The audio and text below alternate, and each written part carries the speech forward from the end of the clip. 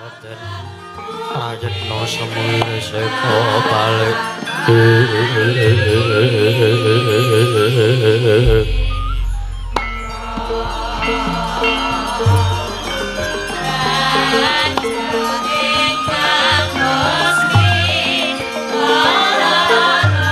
semule seko balik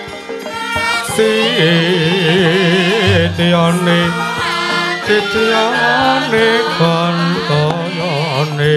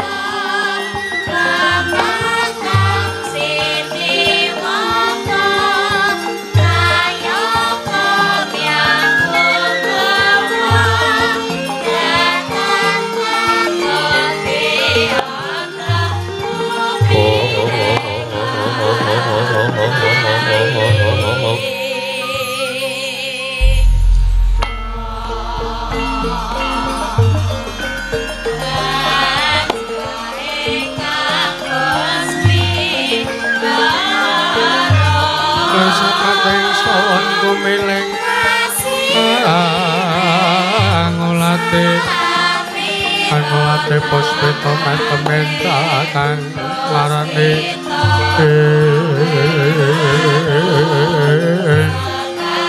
metreng tanah anon metreng tanah anon sekar warsike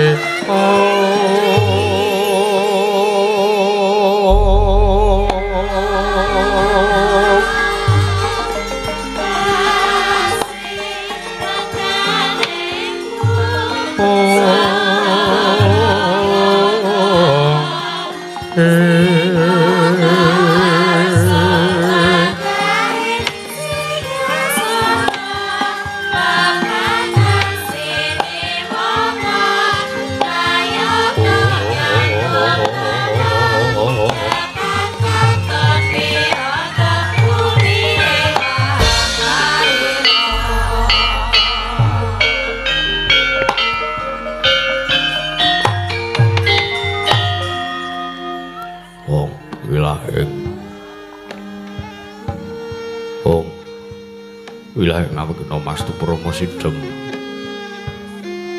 Awigena Mastu Parama Sidhem silat Mringgyang jagat karana sirang tandha kawisisaning bisana sana sinambung langening kula pesta maksila stantun lampahing Buddha Jinatur tutur katela tetula tulat ning Raden Marabdya Winisida trengkang dinama Dama pinarti tameng leleta mangke teka pasananing Gobita tawang rengging pralambang matumpa-tumpa marma panggung Sang Purwengkata Sekebyar dumadine wayang Purwa Purwakaning kandha linarik runtuting basa duwe gunung emusurasa lilinarasaya karaos mulajare rohang rasa wani wuruhing diri rasa rumangsa angrumangsani lur jalma kang angelo kaca jarweh wis rinakup caing carita ala becik wis kagelar jroning pageliran ya Gusti Satria amriksani pagelaran inggit Purwa Surya Candra Darum yang Kartika wis kinurba kodrating kawasa sahari ratri angedri pawana purwateking doksina griya kemanti temadati petanganing dina sasi warsi windu yang sarbabat Tetung lantang karto mangkarto ya sinirambun toya jawah pating rembyak dadu padanging kutu-kutu walang atuga burung nurung yang burung toya dadu berangan tanpa bicalan padang trawangas sinari sanjewanger nanging ngarsa murbawani jagat mungging jagat wetan tuk mungup-mungup mungging kalkan kerabang merangga lamun gagsayan dilato bumi saya dangu sumurup sang hyang araka katon sampe belakanan kene ngabang esmu jenar kapurbawan sinari sang hyang basanta tanem to katon ijo royo-royo amangku gunung ingkang biru moyo-moyo bojong gunung kinemelan gendanu kasil ring Mrabancana lenggat lenggut nganti kaya gunung Makutha Mega tan wetawis dangu soleh kawula tasih tinilwarsa angupaya buka karep Tegal Sawahi angluhur seluruh tatana pedhote sinambi sendonan sesindenan mikul karo lungguhe kang anggiring raja kayane sawanana pirembagan Samara Wangi Sang Hyang Arka saya dangu saya inggil wis katon melok sinaring jagat dunung ing kiblat papat lor kidul wetan yang kulon sinaring jagat kang sami rebut byada rebut tejo arebut kekuwung parandene ing mangke ingkang mapan wonten ing wewengkon padukuhan ing mring apus nenggih mujudaken mapan ingkang ayem tata titi yang tentrem gemah repah kartotata turaharja wewengkon padusunan karang pradisan saking negari ing Indraprastha ing kono tuhu winangun wujuding sasana awujud pendapi alit wonten samadaning padukan ing mring apus katon ayem kawontenanipun sanggya para kawula nadyan anggenya gesang sarwa sarwi prasaja bebasan saben dinanipun tansah angudi pangupa jiwa among tandhi yang among kisma dan sang angudi marang tetanduran mring tetanenipun para kawula tasih ananging sangka gendara yang ageng raos sukiring sanggya para kawula kunjuk wonten ngarsaning Gusti kang Arya Luka pramila kawonten-wonten padukaning mring apus tansah dipeni tebih saking rubeda cinaketna mring karaharjan dasaring mriku lenggah salah suwijining pangayom Panakawan Yatmaja Pragiling Sang Lurah Semar Badranaya nenggih Sang Ki Lurah Bagong ya Ki Lurah Cepot ing kono tuhu Panakawan ingkang gejol kumarucul nggadhahi watak srogal-srogol turta kasinungan watak mbeling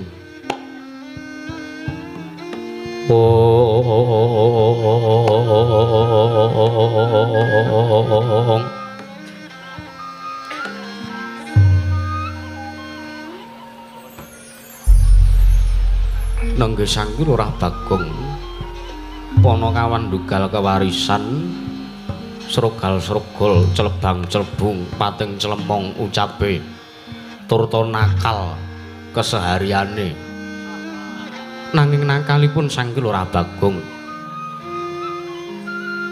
mboten kateges nakal ndurusi marang nepsu pribadi kayata dene royal lan sak panunggalanipun babar pisan mboten nanging nakalipun Sang Ki Lurah Bagong menika damel tentremipun para kawula sinaosa datan nggadhahi derajat datan nggadhahi pangkat nanging kaya-kaya wis tuwa wis ketandur wonten samadyaning manahipun Sang Ki Lurah Panakawan Bagong bilih piyambakipun ngrumaosi dados perwakilanipun sangya para kawula dasih pramila mboten kendhat anggena tansah pendak-pendak dinten pendak-pendak sasi pendak-pendak warsa Sang Ki Lurah Panakawan Bagong sowan wonten madaning negari Indraprastha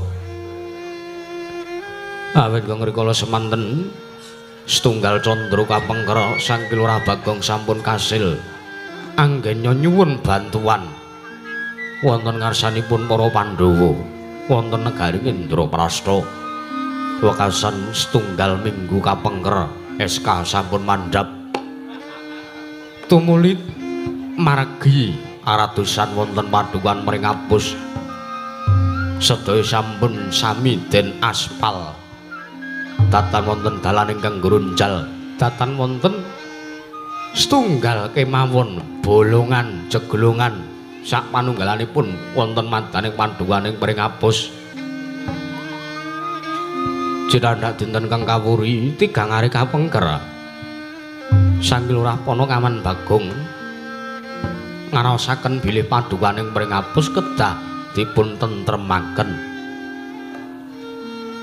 Pramila nggenya sanget gigih, gentur, yang semangat. Anggenipun Sang Ki Lurah Bagong ya Ki Lurah Cepot mandhegani kebawat keperintah padukaning mringapus. Pramila saben-saben dinten wonten ing wanci malem anggara kasih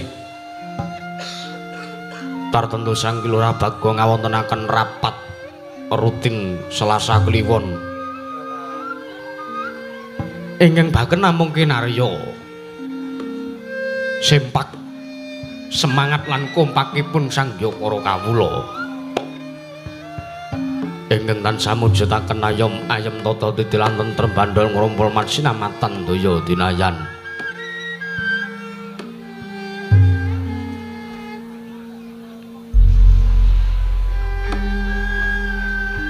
Kepapak wonten dinten Rebo Wage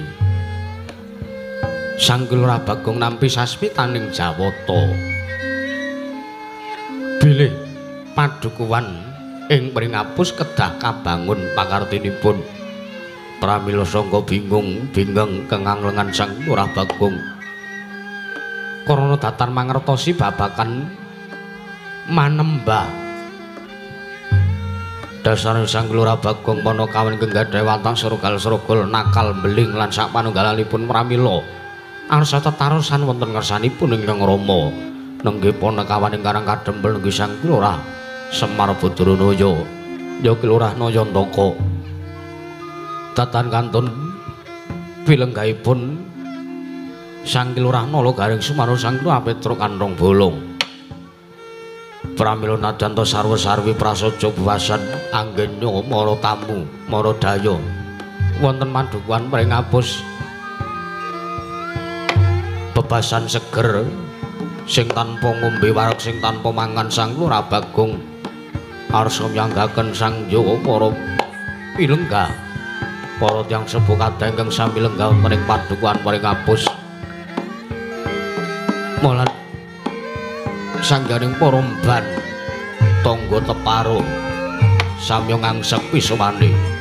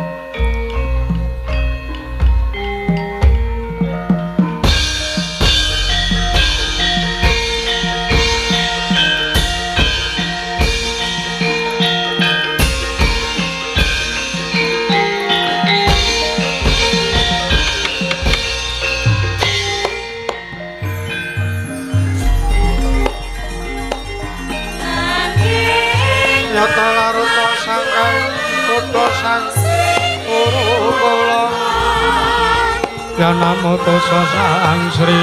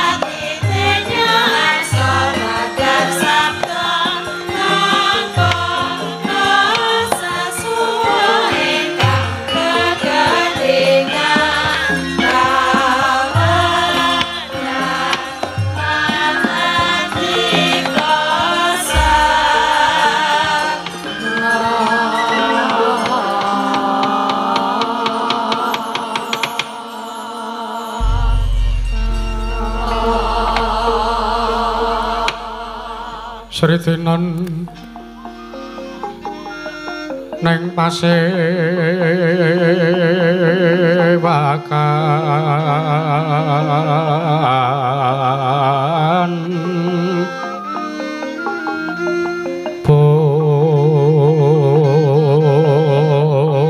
busana maneka warna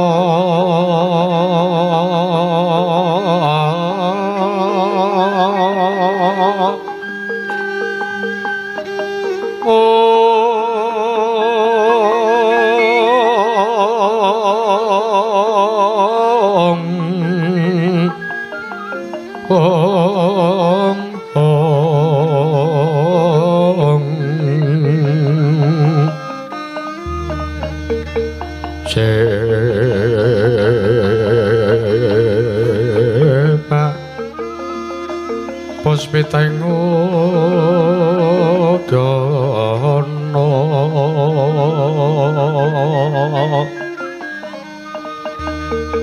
yang manjra sarawaragma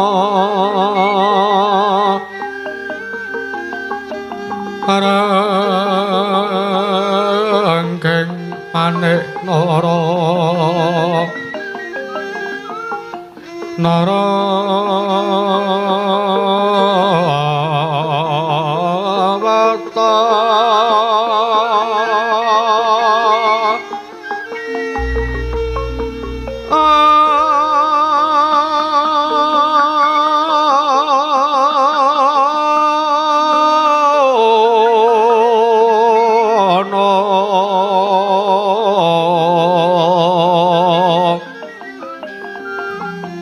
Obro prabanya kang sumirat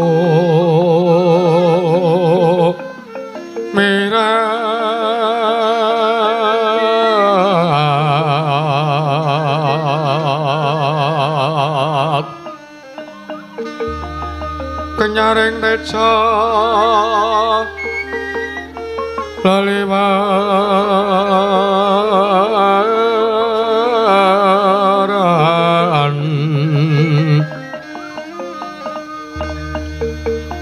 lereki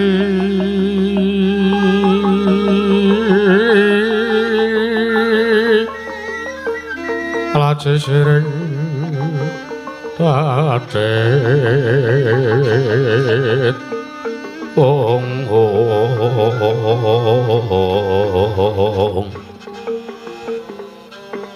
wimbo kekanda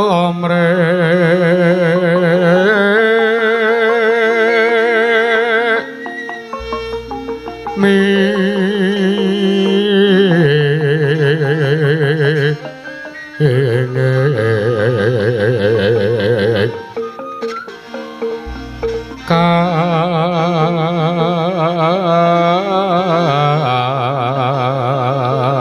tiupeng maruta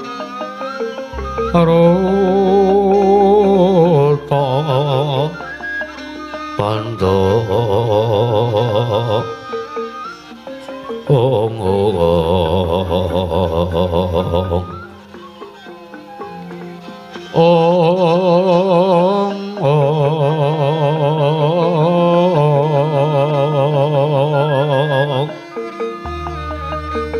saparan mangambar wongas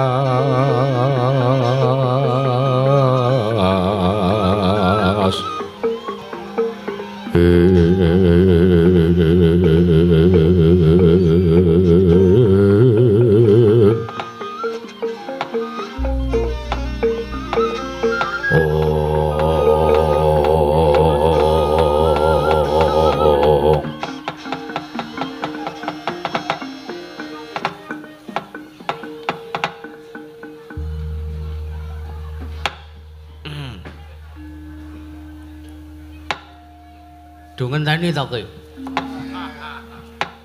No bocah nek arep omong ki mbok yo ge omong. Newang sukmana mangadilinu kowe. Ana sasmentane ingsun jagat awasisaning Bathara bawana langgeng sinung kita tanawrat arca koblak iblis lanat padha jekan ama bakdu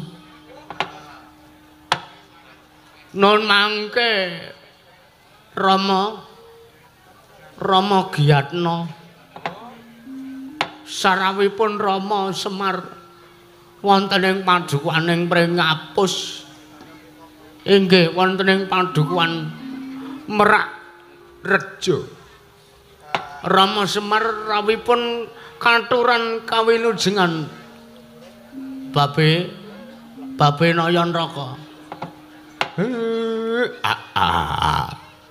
mbel gagak sak dolita mel bocah iki wong ora tau iso basa kowe ora kulinane basa kok sak gendhagan iki kowe basa karo pakmu iki mundhak malah ming sasar susur ora genah tata basamu samboten-botenipun kula sampun berusaha Pak saora-oranipun kula pun mencoba jalaran kula rasa ki apa kula kira ki apa Pak kula kinten jaman sakniki niku basa Jawa niku pun ajeng dilalekke kalih wong Jawane dhewe ketitik lare-lare sakniki kaya anak kula niku barang niku bendinane niku mboten tau kok nganggo basa Jawa takon kula madang apa urung ngoten niku kamu udah makan belum kamu ndasmu kula ya ngoten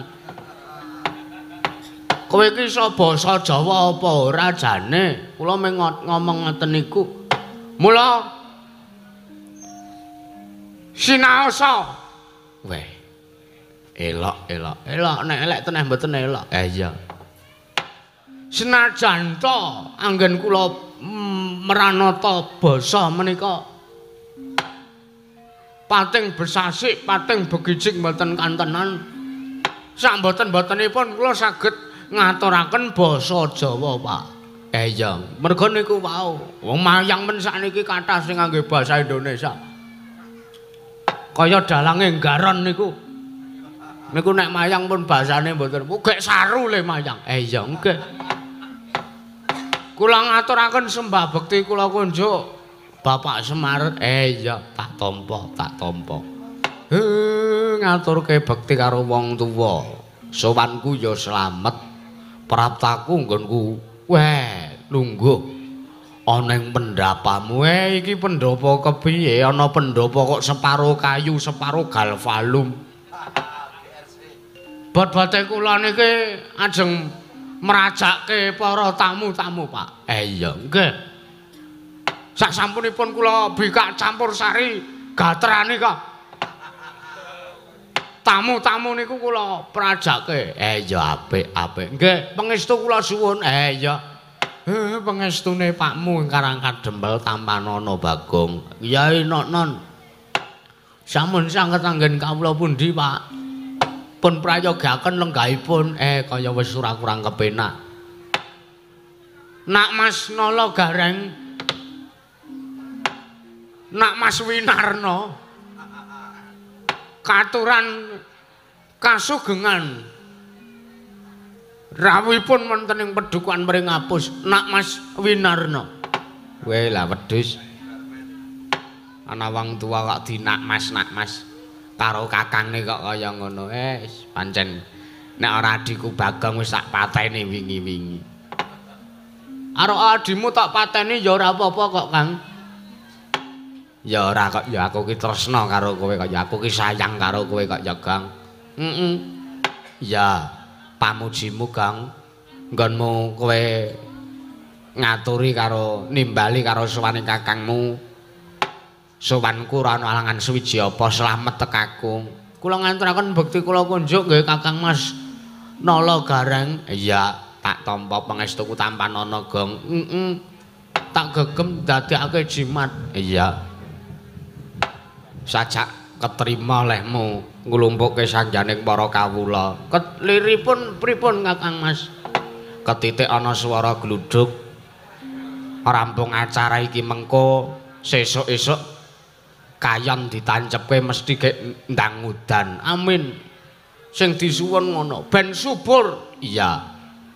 Tandurane para warga. Merga iki ngene. Ana tetembungan sapa sing mensyukuri apa sing diparingake dening Gusti bakal ditambahi rasa nikmat. Mula ki tak syukuri. Iya. Bebasane wargaku, kawulaku iki, rakyatku iki padha bebasane nancepke banggal iso dadi gaplek. Nyebar gabah iso dadi sego. Ki mulai iki disyukuri. Mergo jaman saiki wong arep golek dit 20.000 angele ra jamak. Ning kala mangsane rombong aku ki siji loro ana sing ya ming mergo kelong 50, kelong 100 ngono kok ngresula. Kira ora trep mula aja kaget aku nglumpukke praptane Kang Gareng. Prayogakno ya Kang. Iya. Kaya wis ora kurang prayoga, Gong. Heeh. Petruk padha slamet to, Truk. Kowe karo wah jan wis. Bagong ki nek karo aku saking kulinane. Heeh. Slamet tekaku, Gong. Heeh. Ngaturke bekti ya, Truk. Tak tampa pangestuku tampanana, Gong. Heeh. Ora kowe kok kaya karo aku kok kaya wong kecinrung. Lire piye? Pendak-pendak kowe alasan golek kayu bakar ning mburi omah. Mesti kok ngepasi nalikane bojoku lagi umbah-umbah. Kaya aja duwe panyokra bawa sing ora-ora lho, Truk. Ngapa? Aku ngepasi karo bojomu sing lagi umbah-umbah kuwi ya siji kuwi wektune esuk. Ping pindhone bojoku ki nek kon numbah-umbah kesete ra jamak-jamak. Bendinane gaweane menek turu kaya kebo. Nek ora dijabut wulu cumbune setekem ora tangi. Ora tau kek jenenge bojoku gelem umbah-umbah. Mula regetanku ki tak titipke bojomu. Iya. Tak titipke bojoku. Terus karepmu kok kowe mesti nganggo pawadan golek kayu bakar. Monggo kowe wis ora nganggo pawon, kowe iki wis nganggo kompos gar. Kompor gas. Kok kowe dadak nganggo alasan arep golek kayu bakar barang. Truk, kowe ra wis ngerti bisnisku to? Apa? Lho. Areng ki lho, Truk.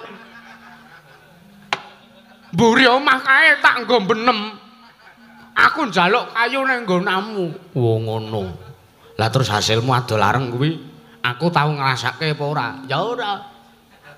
Witekno kuwi usahaku pribadi, kowe ya ora kena meri. Bola kowe iki pancen ora apik. Ora apik nek apik tenan kudu Bagong. Iya, iya. Intine aku ora duwe rasa sing kepiye-kepiye karo bojomu. Aku ora ndek niat arep selingkuh kuwi babar. Sumpah, Truk, sumpah. Bojoku ki arep lemu ning ayu. Kok iso ngono? Heeh. Lek tak senenge bojoku ki nek iso bluk-bluk ngono ka lho. Oh lah kowe. Gak bojomu ki krempeng. Bojomu ki ora daging babar blas. Nek bojoku rak semono gedene kae rak sesuai karo aku mergo aku ki wis tergabung koyor grup. Oh iya. Iya. Nek kowe rak tengkleng grup. Iya. Ya wis ora apa-apa. Teges aku meng arep nggenahke iki lho, Gong. Mergane aku ki mikir Bagong ki ngopo kok benesuk mesti nyeraki bojoku. Nyeraki ki mergo menehke regetan. Ngerti ta kowe? Nggonamu rak wis ana mesin cucine. Nggonanku nek umbah-umbah anakku sing sok gelem umbah-umbah ngumbahi wis diidak-idak kumbane. Sangkale keset li arep ngucek. Ya wis ora apa-apa. Kosek aja kedawa-dawa le do jagungan. Meng rembug wong ngumbahi. Nggih, Pak, pripun? Beda karo padatan. Nggih, wong biasane mboten lakon iki. Ha iya. Aku tak takon karo kowe, Bagong. Nggih. Iki kok Ning Pringapus iki kok umbul-umbul dota pasang iki karepmu kepiye? Ngeten, Pak, ngeten. Sing sepisan kula ngaturi rawuhipun Bapak menika kula ngaturaken pamatur nuwun merga Bapak ki ora sah basa wae Pak apike. Ora apa-apa ora sah basa ngono. Nek basa malah ora iso aku nek kon formal ki ora iso. Iya, terus Bapak ki minangka wong tuaku, Bapak ki minangka sesembahanku. Anane Bagong dilairke ning jagat iki merga Bapak eneng. Mula Bagong kudu ngabekti karo sampeyan. Matur nuwun, matur nuwun. Teges kowe bocah sing iso mikul dhuwur mendem jero karo wong tuwa. Senajan to kowe iki bocah anake Semar sing tinemu ragil, ning kowe iki sing paling ngerteni karo bapak. I love you, Bagong. Nggih, Pak. Kok aneh-aneh barang basane rumah saku. Kowe iki cah ragil beda karo kakang-kakangmu loro. Kakangmu loro kuwi wis tuwek. Tuwekane bendinane ming main rantek-entek. Nganti nyeblake BPKB barang. Ming sangkale dingge ngecrot. Apa? Ngecrot. Apa kuwi? Main nggon HP. Ngeslot kok ngecrot. Bapak kuwi kok aneh-aneh. Iki aku ngaturke panuwun. Iya. Merga bapak wis gedhekke Bagong wiwit cilik nganti gedene semene, wiwit aku randhe daging nganti kokean daging. Iya. Aku ngaturke panuwun karo bapak. Merga aku melu bapak, aku diopeni diayomi karo bapak. Makasih ya, Pak. Iya, padha-padha. Ndungkap angka loro. Miturut materi sing wis tak ketik iki mau aku arep matur karo bapak. Iya, arep matur apa? Ngene ya, Pak. Kahanan kaya ngene, kahanan dusunku sing dusune iki wis diaspal kaya ngene iki. Iya. Iki arep tak syukuri, Pak. Srana sepisan mengkone aku bakal nganake nglumpukke tangga teparo kabeh warga ing dusun Pringapus. Kene arep tak klumpukke kabeh. Arep tak suwuni supaya ning ngetokke ambengan. Nek cara nggon kene iki ambengan. Iya. Ingkung lan sak penunggalane arep diaturke minangka sedekah kunjuk ngersane Gusti merga peparinge sing kaya mangkene akeh iki arep disyukuri karo warga masyarakat. Terus ping pindhone gandeng kabeh ki wis krasa ayem-ayem tata titi tentrem. Matsinamatan daya dinayan ping pindhone aku arep nganake acara gedhen, Mak. Minimale ya ngundang grup dangdut Papala saka Jawi Timur supaya nglipur para warga masyarakat. Lah ping telune aku sedih. Aku bingung. Aku susah. Wis apik kahanan dusunmu, lah kok kowe sedih, kowe bingung, kowe ngrantes, kowe susah ki ana ngopo? Sawangen to, Pak. Iki rak tangga teparo ora iso tak lumpukke to. Merga iki akeh saking para kawulaku, saking para wargaku ing Pringapus kene iki padha nandang lara. Teges nek cara basane negaraku ya pedukuhanku kene iki ketaman pagebluk Mayangkara. Syukur isih iso diantisipasi kawulaku sing dolara iki isih iso ditambani. Ya ora ketang ming marake kendho ning larane urung mari. Urung asih ana kawulaku sing tekaning pati. Lah, aku bingung. Kahanan sing kaya ngene iki arep tak aturke karo bapak. Mergo aku ya wis nampa sasmita. Mbah, jane aku bingung iki sasmita tenan apa udu? Apa iki wangsit saka dewa tenan apa udu? Mula arep tak takokke karo bapak. Lah, wangsiting Jawata, dawuhing dewa ingkang dumeling tanpa wujud. Bisiki ana talingane Panakawan Bagong. Dewa ngendika ngene, Bagong, nek kowe pancen kepengin kawulamu padha ayam-ayam tata titi tentrem, kawulamu kabeh padha sehat, didoke saka penyakit, didoke saka sukerta, rubeda lan sak panunggalane, kowe kudu miwiti mbangun desa. Lah mula nggonmu mbangun desa ki syarate ora gampang. Kowe kudu munggah ning kahyangan, njaluk ana ngersane Wang Pikulun Bathara Guru, ya ana ngersane Hyang Jagadgiri Pratingkah. Ya kuwi wujute pelemper tangga jiwa. Nek wis kasil kowe njaluk wujute pelem iki mengko supayane tok pendem ana ing sak ngisoring pendapamu iki. Lah iki aku bingung, Pak. Pelemper tangga jiwa ki entuke ning ngendi? Nek tak kira nek arep mbangun desa ki mergawis bola-bali nglakoke.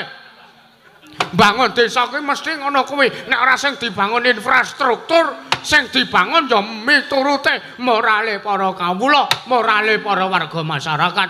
Ning gandeng sing arep tak bangun ki kesehatan jasmani rokanine para kawulaku. Dewa ngendika sing kaya mangkono. Amula iki tak pasrahke karo bapak.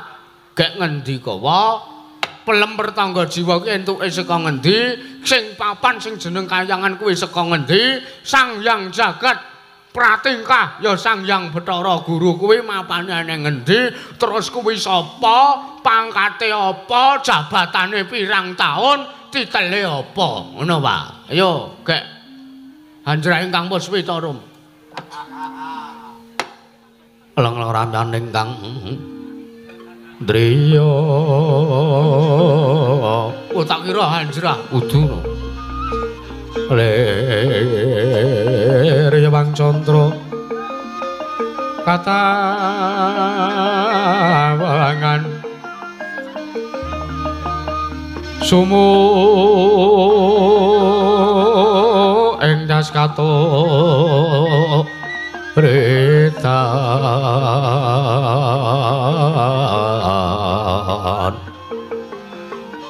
Aimot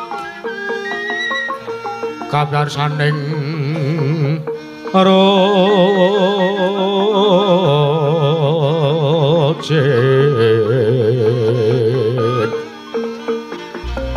para mrembing driya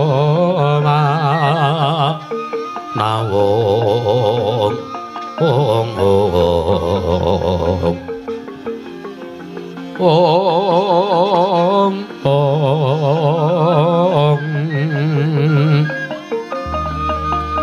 kakawunging Hyang Wisesa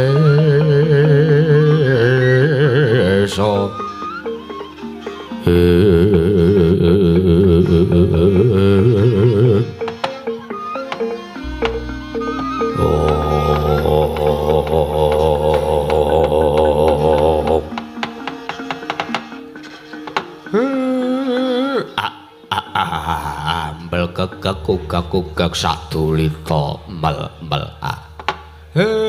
aku kok kaget. Aku kok kaya wong sing digetak. Bareng nampa aturi anakku Bagong nek kowe arep mbangun desa. Melu seneng Drole, melu bombong. Mangayu bagya sekethi jumuro. Ning antase kowe banget nggonmu mikirke marang para kawulamu. Nggih, Pak. Ya senajan to wong sak kawula sak Prajanagara Ngamarta niku do prisa kabeh. Nek kula niku wong sing ora tau tumindak becik, wong sing ora tau tumindak apik. Senajan to do ngerti nek Bagong niku wonge nakal, senajan to do ngerti nek Bagong niku cerakane sinten-sinten niku kathah.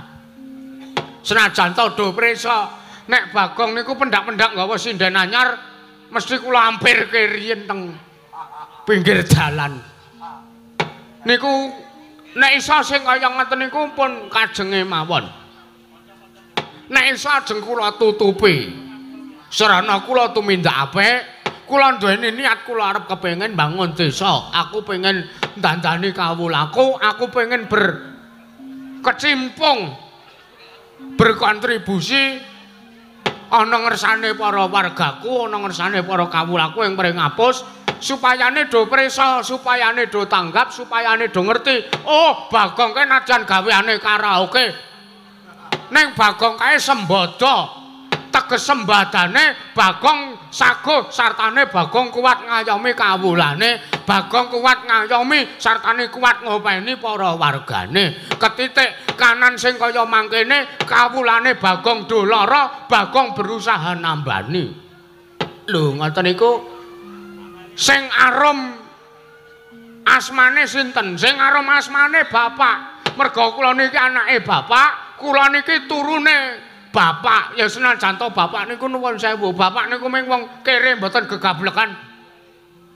Ning bapak niku kathah ingkang nyebutake pusaka sing bisa kandha jimat sing bisa ngucap. Mula kula saguh dados peneruse bapak. Kula pestheke sasurutipun bapak ingkang badhe ngemong tanah Jawi menika. Menika. Sulipun Kyai Semar Badranaya, Kyai Glondor carita nggih menika. Wanggepe arep neruske bapak ngomong tanah Jawa. Sing tomonge Gemang nek sing ngomong kowe. Kowe ora usah ngono kowe, Truk. Gere lu sing jalma tan kena kene ra. Iya. Aku wis tanggap, aku wis dong. Aku wis iso nampa sing dadi aturmu, Bagong. Lah malah saiki aku tak njarwani karo kowe. Nek pancen kowe arep ngerti apa to wujude pelem pertangga jiwa, mapane ana ngendi, kowe kudu nembung karo sapa. Nek pancen niatmu lahir batin kepengin ngayomi para kawulamu, tak jaluk kowe munggah ning kayangan. Lah niki iki sing aku bingung, Pak. Bingung sebabe? Kayangan ki papane ngendi? Kayangan ki apa? Kuwi urung dong Pak. Kayangan kuwi papane para dewa. Nek kowe ndelok mengawan kae. Kowe nek ndelok wayangan mengawan kae. Kae jejere kayangan. Lah ya kuwi kayangan. Oh alah. Nggih. Terus nek kula pun munggah teng kayangan, kowe nek wis munggah kayangan kowe metu ana karo Sang Hyang Guru. Bathara Guru kuwi dhisik kuwi kadar. Bathara Guru kuwi dhisik adikku. Lho. Sampeyan duwe adik apa? Duwe. Sinten? Ya Sang Hyang Jagat Pratingkah ya Manik Maya ya Bathara Guru kuwi adine bapak. Weh lah. Adik kandung? Adik kandung. Weh lah elok. Nek ngenten kula niki turasing dewa, ora mung turasing dewa. Kowe iki ayang-ayange dewa. Wong kowe iki dumadi saka ayang-ayange Semar. Ngono. Nggih. Ah mula nek arep munggah kayangan, munggah. Jaluka wujude pelem pertangga jiwa. Kowe bloko ana ngersane Bathara Guru, kowe arep butuh siji wae pelem pertangga jiwa kinarya tumbal. Ana ing pedukuanmu ya ing mring ngapus kene kowe arep ndandani, kowe arep mbangun kesehatane para kawulamu, kowe arep ndandani marang kesehatan jasmani rohanine para wargamu. Nggih, Pak. Ngaturaken panuwun awit informasi ingkang sampun dipun ngendikaken dening Bapak. Lah masalahe ngene sakniki ngeten, perkarane udu kok kula le arep matur karo Bathara Guru niku babar pisan udu. Lah terus sing dadi bingung atimu apa? Lek ajeng munggah kayangan niku liwate teng pundi? Lek ajeng munggah teng kayangan papane Bathara Guru niku liwate teng pundi? Numpak napa kula dereng ngertos. Ragate pinten kula nggih dereng ngerti. Ya kuwi to Le. Wong sing arep munggah kayangan kuwi kudu gentur priatine, kudu gentur tapane.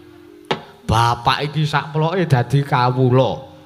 Sakploke mudhun ning Madyapada. Aku arep munggah kayangan ki aku ndadak nglakoni poso. Aku arep munggah kayangan ki aku ndadak nglakoni prihatin poso mutih 7 dina. Mula nek kowe sagu nglakonana poso kuwi, tumuli kowe iso munggah ning kayangan. Waduh. Monggo nek poso mutih niku mboten nangsal ngombe sak liyane banyu putih, mboten nangsal maem sak liyane sega putih. Lah ya kuwi poso mutih. Wah, abot e, Pak. Tur mesti nek wong poso kuwi ora entuk kumpul karo bojone. Niku sing marake Bagong kabutan niku. Gelem ora gelem kudu nglakoni. Kula niku ngerti anu kabar krungu pawarta Pawarta piye? Ndara Janaka niku bola-bali mlebu metu kayangan.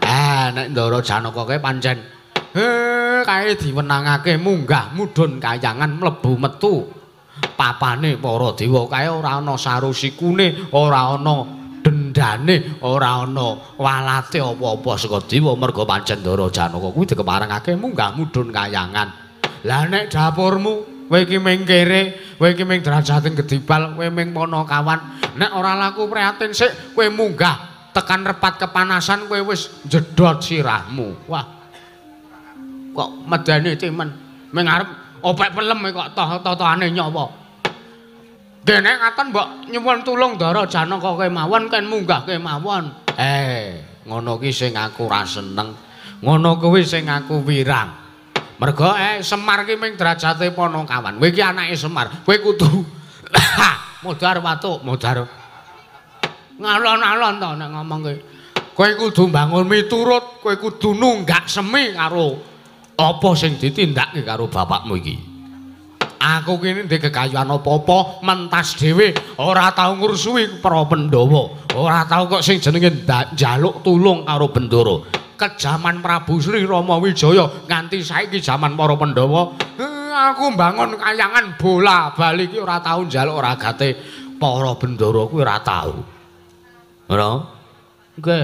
Mula kowe anake Semar, sak iso-iso kowe kudu mentas dhewe, aja ngasih kowe ngrepotke sak liyane. Kena diewangi tangga teparo, kena diewangi dening sapa wae. Waton sing ngewangi kuwi dudu bendaramu, waton sing ngewangi kowe kuwi dudu wong sing menehi panguripan karo kowe. Wis ngono wae. Wetengku ngelih. Pak weteng ki nek weteng semega kuwi ngoten niku. Nggih Pak, matur nuwun. Terus teng pundi lajeng dalane munggah teng kayangan niku teng pundi? Takono Petruk iki sing wis tau tajak mrana. Ngendi Petruk? Dalan munggahane kayangan kuwi mapane ning sak lengkaing gunung Mahameru, Gong. Weh. Mahameru? Iya.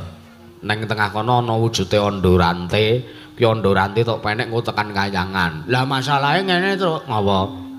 Nek arep munggah ning Gunung Mahameru kuwi ragate akeh. Dadak golek logistik. Dadak golek tenda rawuh ngongko ngecamp sike. Dadak apa jenenge sangune akeh, mongko aku ki ming wong kere, masa aku korupsi dana desa meneh. Ra wangun ta, Truk? Lha yo gelem ora gelem kudu nglakoni ngono kuwi. Wong nek arep munggah ning Gunung Mahameru kuwi kudu diunggahi sikik, teges kudu mendaki sikik, Gong. Wah, nek kowe kulino munggah gunung, Truk, ora iso. Malah mengko ming kedarang-darang lelakonku ming munggah Gunung Mahameru mah entek-enteki wektu engko selado modar kawulaku sing dolara. Ya ora kena ngono kuwi kok ya. Labuh-labet tumrap negara kuwi apik, wis. Tapi tekno nek abot aku kudu lakoni nek pancen wis to niati. Ya ta, Rek? Heeh. Tenan kuwi. Kowe ngerti awakku nganti kaya ngene iki, Gang? Awakku nganti kaya ngene kanan iki mergo angele sepira, gedene sepira, abote kaya ngapa, tetep tak lakoni, tak tampa ikhlas. Merga wis tukul rasa, wis tukul niat. Rasa kepengin dandani kawula, rasa kepengin ngapikke kanan dusunmu. Mula kowe lahir batin iso ra iso, gelem ora gelem, mbuh abot mbuh enteng, kowe kudu nglakoni kuwi, Gong. Ngono kuwi. Nek kowe manut ature bapakmu, nek kowe iso nglakoni sing kaya mangkono, kowe ora bakal dioncati karo kawulamu. Mergo kowe lahir batin sartane tenanan nggone ngayomi para kawulamu. Kowe dadi duka iki, kowe ditresnani karo kawulamu. Yakina karo ature bapakmu iki, Bagong. Sikra-sikra yen permana gansa Sikra ngrakit nawang sesangga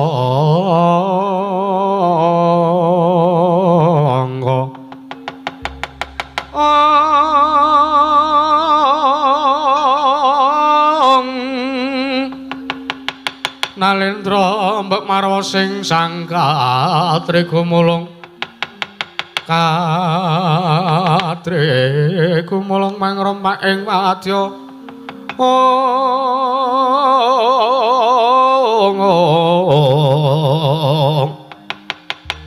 Kurda kurore kakiri kiri Ora nang kono magawya kelarira wang-wang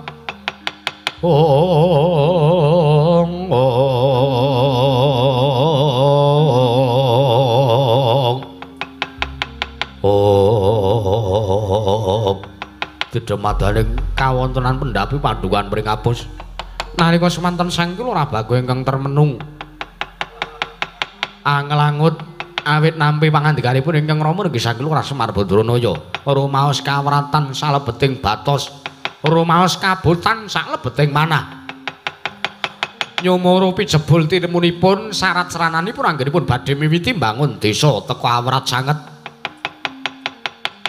eling-eling sang Panakawan Bagong dumadi saking ayanganing Sang Kilurah Semar Badranaya teges dumadi saking ayang-ayangipun Sang Hyang Bathara Ismaya pramila dadosaken mobah musing kayiwangan Suralaya merga sangka Sang Kilurah Semar Badranaya nadyan wis mandhap wonten ing Madyapada nanging tasih nggadahi relasi nggadahi koneksi tumrap kayiwanganing Jonggring Saloka mula dadosaken gara-gara madaning kayiwangan nggenipun Sang Kilurah Bagong anggadhahi raos sungkawa nggenipun Sang Kilurah Panakawan Bagong anggadhahi raos susah pramila ing sakmangke tanggaping gati Sang Hyang Manikmaya Sang Jagat Girinata mandhap wonten ing Madyapada mandhap wonten ing pendhapi padukan pring apus dadya kagat Sang para Panakawan wau jumlara cayane kaya ndalur tetarungan nenggih praptane Sang Hyang Manikmaya wau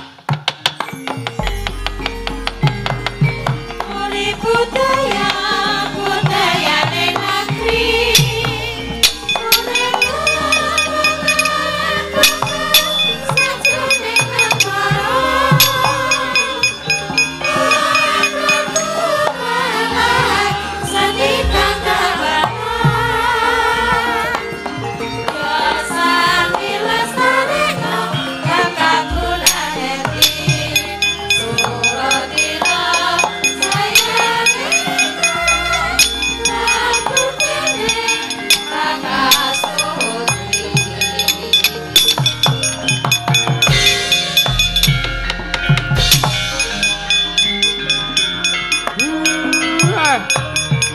kae sing tak enteni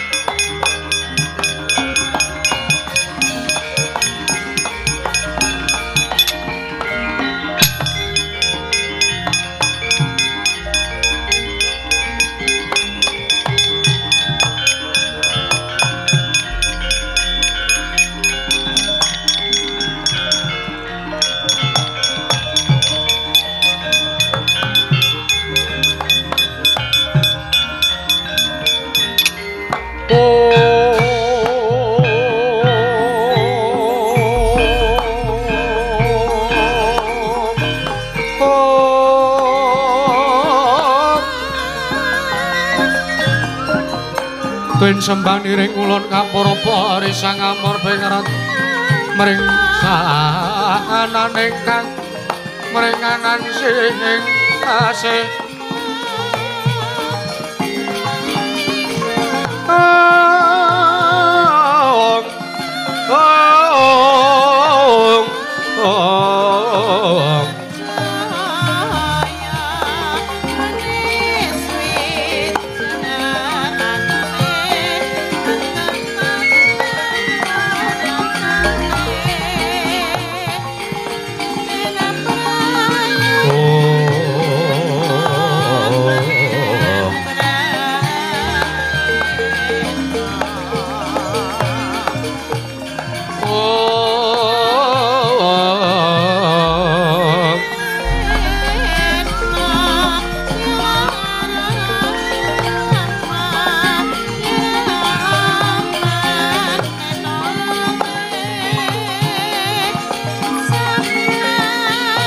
marekaten prayekna semune sekala balik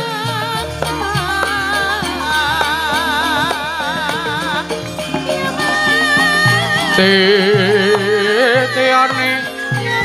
kantayani trisunya pranama sasi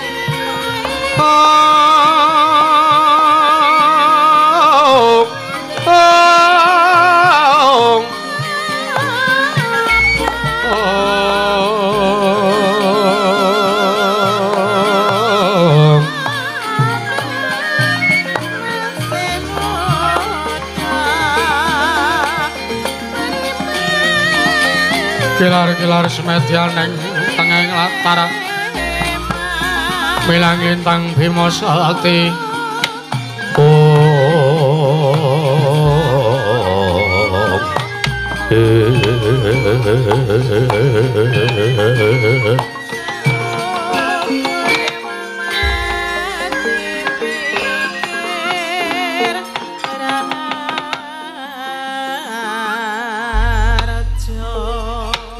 Hansra ingkang puspita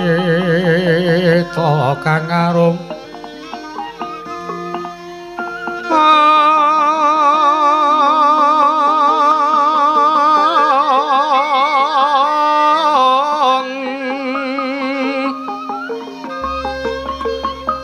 katyuping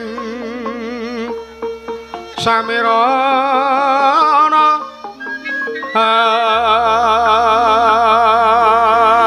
amre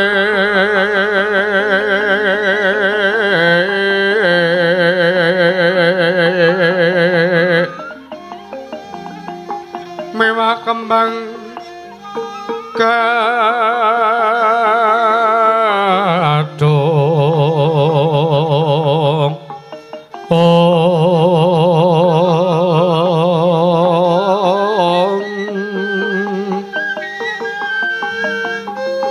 kongas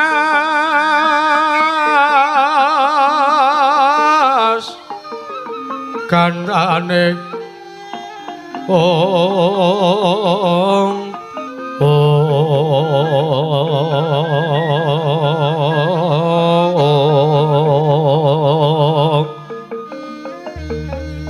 gawe raras renaning rasa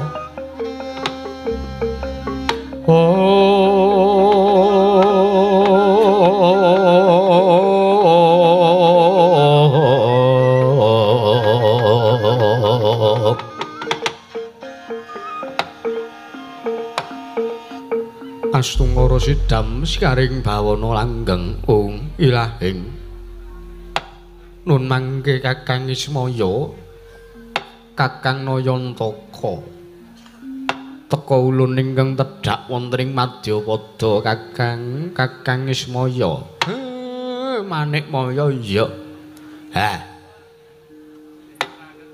aku krasa aku ngerti ngapa kok kowe teka tedhak ana ing Madyapada mergo kowe ngrasake panas ning kayangan iya to pamothahe anakku Bagong ndadekake gara-garane kayangan susahe anakku Bagong ndadekake rusake kanan kayangan mesti bubrah iya to Mas Durma Sidam Kakang Ismaya kasinggihan mekaten sayekti Kakang ulun piyambak bingung awit sampun wonten sabta ariri kalenggan sak menika kayewangan kesasapan hawa panas ingkang sumundhule ngawiyat sareng ulun taliti nyang ulun titik teka ingkang ndamelaken ndadosaken sabab damel gara-garaning kayewangan menika tanah sanes kejawi namung Atmaja Paduka inggih yoga Kakang Semar Badrana inggih menika pun Panakawan Bagong. Aku ngapa ya, Pak? Ora apa-apa. Lah iki sing to karepke. Sapa e? Kuwi kok tangane papat es. Ora ngawu gawar ngawur. Iki dewaning para dewa. Wah, dewa to? Iya. Sapa iki dewa sapa iki? Iki Bathara Guru. Weh lah. Cerma, udu. Bathara Guru kok Bathara Guru ya Sang Hyang Manikmaya, ya Sang Hyang Jagat Giri Pratingkah. Mula iki sing duwe pelemper tangga jiwa mbagekno ngaturna bekti. Wah. Nyuluke apa, Pak? Pukulun. Pukulun Bathara Teacher. Teacher apa ticeng? Teacher. Guru ya guru ngono wae. Nggih. Non mangke pukulun. Iya, Panakawan Bagong iya. Weh, lah ngerti karo jeneng kowe, Pak. Dewa ki ngerti marang sak mobah si ing titah. Heeh. Ngaturaken bekti kula konjuk pukulun. Iya Panakawan Bagong ulun tampa. Nggih. Mboya lewat pangestu ulun tampanana Panakawan. Nggih. Sampun sanget anggan kawula pundi. Nang ngaten, lha tindak teng pring ngapus kok. Niku sangu sekrup niku napa? Krimpyang senengane kok ora. Pukulun kula ngaturaken sembah bekti kula konjuk pukulun. Ya nala garing ulun tampa mboya lewat pangestu ulun tampanana. Nak niki sampun sanget anggen kula pundi. Pukulun kula ngaturaken sembah bekti kula konjuk pukulun. Panakawan Petra Kanthong Bolong wis ulun tampa mboya lewat pangestu ulun tampanana. Nggih. Kakang Semar, piye Manikmaya? Damel kejot ana sing manihipun ingkang rayipun Manikmaya teka kula kadhe kula gelak lampah kula enggal-enggal kula tumuju wonten padukan pring ngapus Kakang. Sejatosipun menapa ingkang dipun jangka dening pun Panakawan Bagong Kakang. Kowe mesti ngerti. Anakku Bagong ki gawe gara-garaning kayangan merga dheweke duweni pepinginan. Ning pepinginane iki nyalahi kodrat. Merga ngene. Gegayuhane Bagong iki ngungkuli karo kabisane anakku Bawor kuwi. Liripun kados pundi? Ning nek tak arani sing luput Bagong, nek tak arani sing nyalahi kodrat ki Bagong ki ya ora bener. Nek tak arani sing luput udu Bagong kuwi ya ora bener. Merga sing dawuh karo Bagong supayane Bagong duwe gegayuhan sing kaya mangkono kuwi dewa. Peranganing dewa mbuh kuwi sapa? Merga mung Bagong mung nampa wisik, nampa sasmita ingkang dumeling tanpa wujud. Sing dingendikake karo anakku Bagong. Lajeng ancas gegayuhanipun Panakawan Bagong menapa Kakang? Gegayuhane anakku ki mung pengin bangun desa kok, Guru. Gegayuhane anakku ki mung pengin dandani jiwane, morale sartane pakartine para kawulane. Merga wis akeh. Pring ngapus ki prasasat kaya dene sawijining negara ing ketaman Pegebluk Mayangkara. Merga akeh para kawulane, akeh tangga teparone Bagong sing padha nandang roga, sing padha nandang lara. Ora nantan-nantanan umur, sing do lara ki malah cah nom-nom, sing tuwa-tuwa ki malah do sehat. Nek kowe arep ngerti dhewe ya takono karo anakku Bagong. Nggih, Bu kulon. Kula niku nganti ngrantes pun kula tumbaske obat niku pinten-pinten tak pirang-pirang yuta nggih mboten enten sing saged ngasilaken. Mula kula nyuwun dawuh sampun Wang Pikulun Manikmaya. Iki ngene. Nggone Bagong arep bangun desa iki seranane dheweke nggunakake wujuding syarat sarana. Ya kuwi siji wae. Wujuding pelemper tangga jiwa arep dipendhem karo Bagong dienggo tumbal. Nggone Bagong duweni gegayuhan kepengin bangun desa Manikmaya. Mula kang saka kuwi aku njaluk lilaning atimu, iklasing atimu. Wenehna ora ketang siji, separo wae ora apa-apa. Bagong iki paring ana wujude pelemper tangga jiwa kanggo dheweke miwiti bangun desa. Bathara Guru. Jaja muntaplir kinentatuka yayasinepe. Netra kocak ngondarantir yen sinabet mring sagedheng.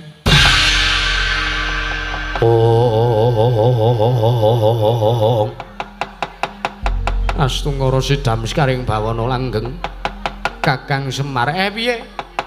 Mboyang inten babar pisan. Teka Panakawan Bagong gadhah gegayuhan ingkang kados mekaten. Lire piye? Dasarmu apa kowe ngucap sing kaya mangkono? Nuwun sewu to Kakang. Menapa Panakawan Bagong menika mboya mawas.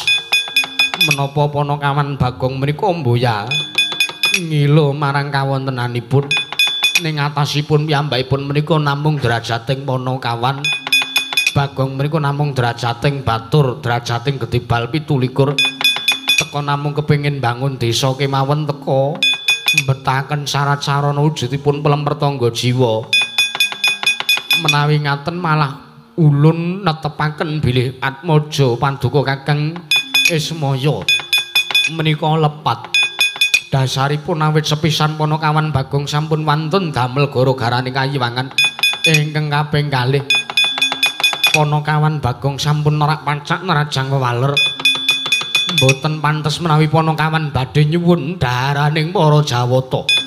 Pramila samangke ulun badhe kundur makayangan mboya ijen nanging sareng kalan Panakawan Bagong badhe kula lebur kula cemplungaken tening kawah Candradimuka Kakang.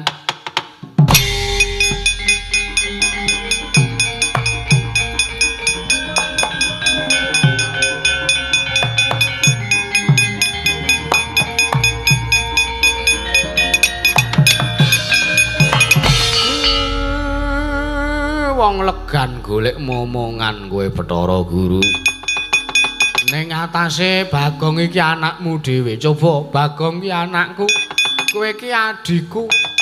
Ya senajan to wis beda papane, wis beda alame, wis seje critane Semar dadi wong kere, kowe dadi wong mulya. Ning Bagong iki anak ya tetep anakmu, iki ponakanmu, iki prunanmu lho Manik Maya. Lah kok kowe karo anakmu lah kok dadi duweni pambegan duwe pakarti sing kaya mangkono tur ngerti ya. Bagong iki bocahe ora dong apa-apa babagan pelemper tangga jiwa. Pelemper tangga jiwa mapane ning endi dheweke wae ora weruh. Dheweke ora kenal karo kowe.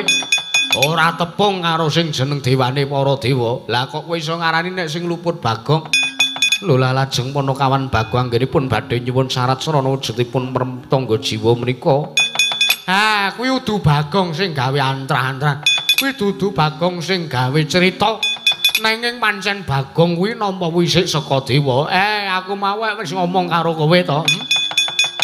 Yen to Bagong nampa saka sasmita saka para dewa, Bagong nampa wangsiting para Jawata. Mula to Manik Maya. Jajal kowe pisan wae ngrasake urip kaya Panakawan. Kowe jajal pisan wae ngrasake urip ngrasake dadi Semar. Ora sasuwe-suwe sedina wae rasakno uripe Semar. Aku mesti apal ora bakal ora-orane kowe kuat ngrasake sartane nglakoni urip padha kaya dene uripe Semar.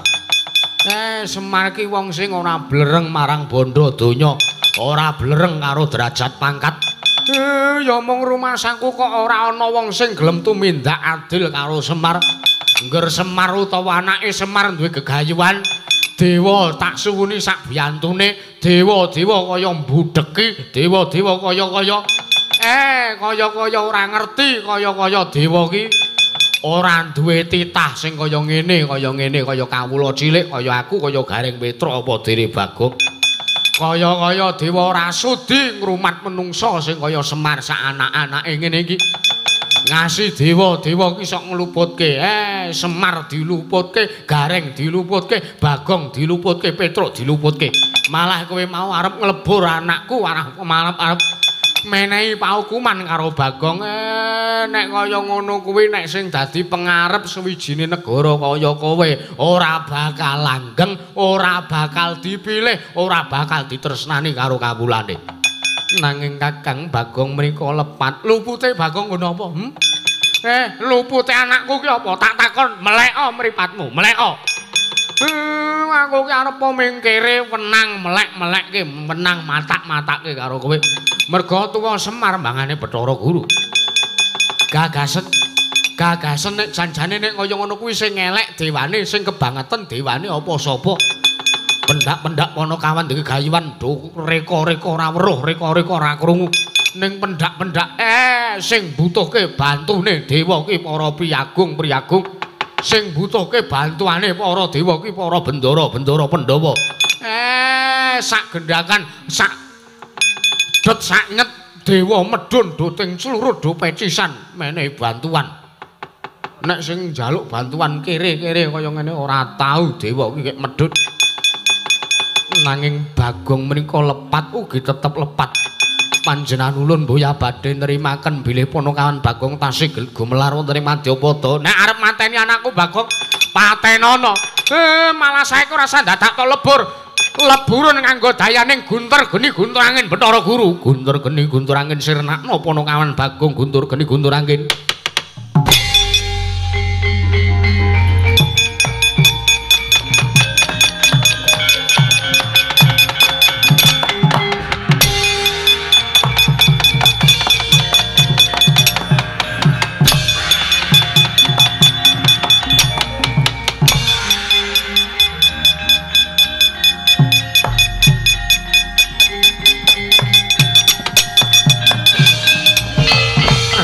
Sidam sekaring bawana langgeng teka mboyatu mama dayaning guntur geni guntur angin.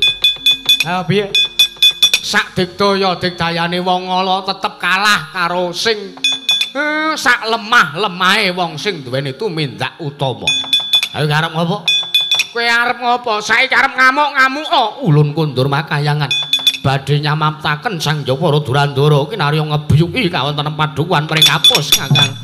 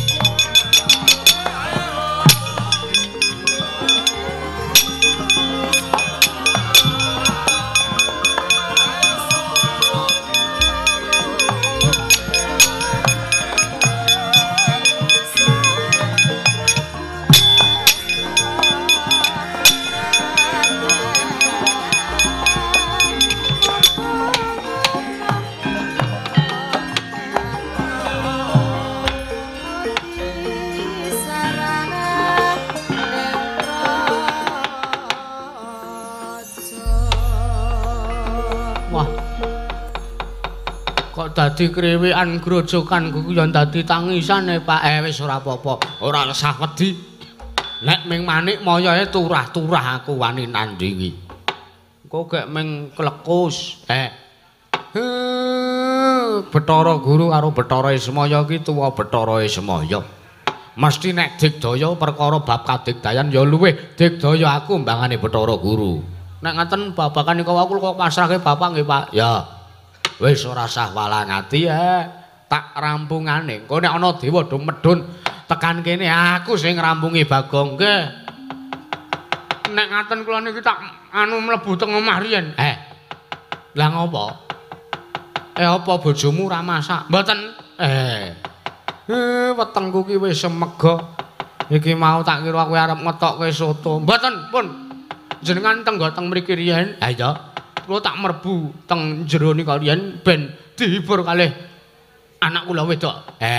Ya nggih. Wajane iki bunek tenane Pak pikir kula niku Pak.